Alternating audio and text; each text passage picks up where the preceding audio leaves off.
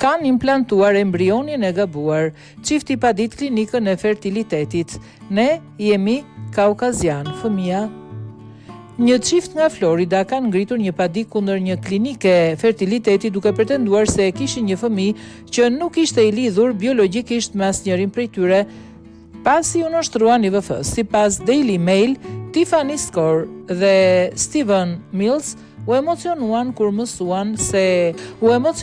mësuan për fëmijën që prisnin. Çifti ishte drejtuar IVF Life rreth 5 vite më parë për të provuar të ngjiznin përmes IVF-s. Procedura përfshin fekondimin e vezëve të një gruaje me spermën e një burri jashtë trupit me embrionet e ngrira derisa prindrit të vendosin t'i implantojnë ato. Në rastin e Score dhe Mills, implantimi ndodhi në prill dhe 9 muaj më vonë ata mirëpritën në botë një vajzë. Megjithatë, ata shpejt filluan të dyshonin se ishte bërë një gabim nga IVF Life, e cila drejton një qendër fertiliteti në Longwood në Florida. Të dy prindrit janë të bardhë dhe foshnja kishte pamje në një fëmijë që nuk është me etni kaukaziane, thuhet në padi.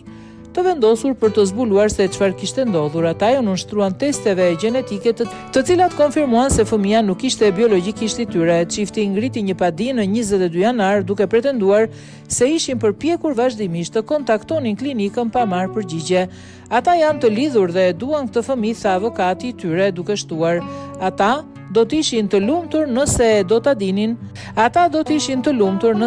ta dinin se mund ta risnin, por shqetësimi i tyre është se ky është fëmia i dikujt tjetër dhe në çdo moment dikush mund të dalë përpara dhe ta kërkojë atë.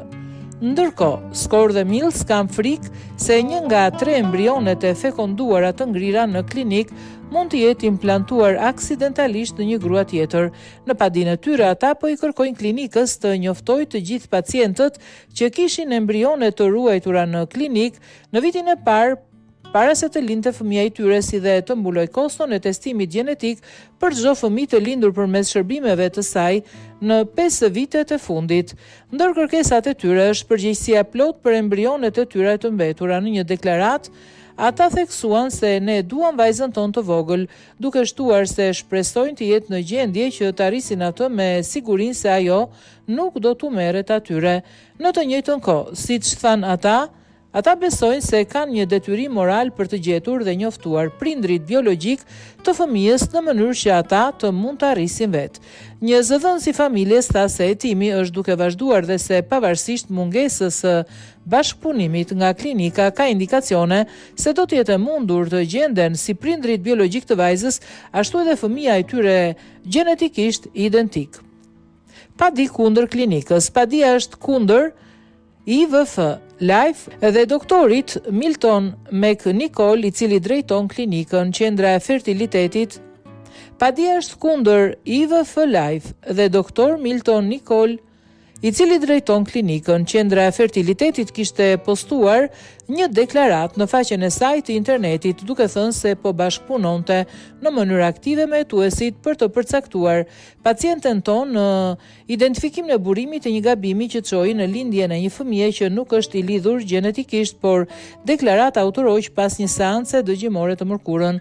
Gjatë seancës dëgjimore, gjyqtari urdhëroi klinikën të paraqiste një plan gjithëpërfshirës për menaxhimin e çështjes deri të premten. Pronari i klinikës së fertilitetit vëret se një inspektim në qershor 2023 raportohet se identifikoi një sërshkeljesh të sigurisë në objekt, ndërsa në maj 2024 McNichol u qortua nga bordi mjekësor i Floridës dhe u gjobit me $5.000 për pajisje që nuk përmbushnin standarde përkatëse, menaxhim jo adekuat të rrezikut dhe mungesë ilaçesh.